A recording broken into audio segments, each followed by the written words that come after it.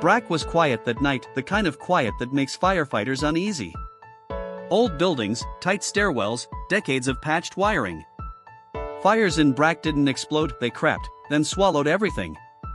Daniel Reyes had been a firefighter for 8 years.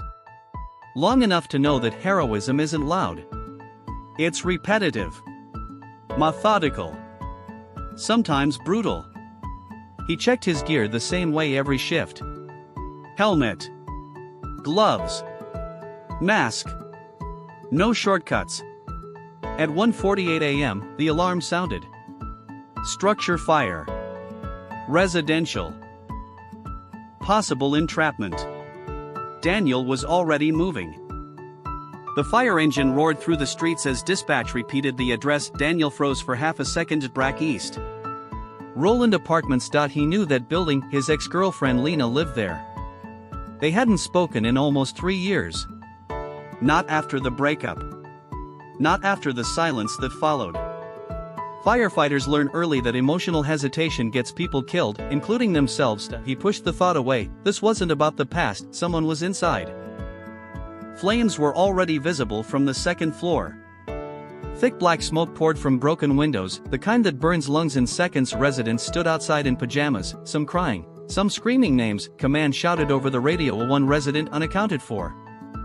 Female. Third floor. Daniel tightened his grip on the hose. Third floors were dangerous. Heat rises. Stairwells become chimneys. Collapse risk increases every minute.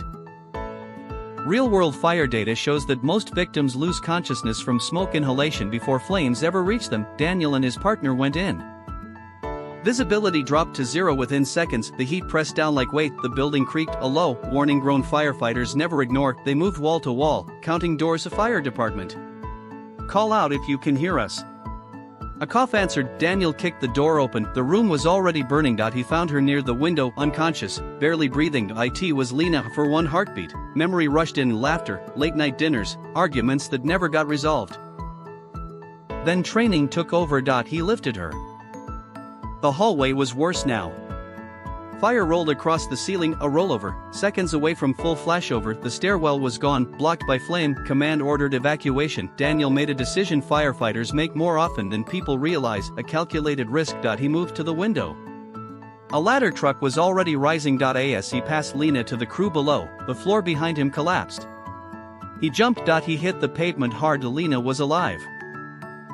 Daniel woke up in the hospital with burns on his arm and fractured ribs. Injuries firefighters quietly accept as part of the job. Lena survived. Doctors said another minute inside and she wouldn't have. When she asked who saved her, the nurse hesitated, then told her his name. She cried, not because of romance, but because someone she once loved still ran into fire for her.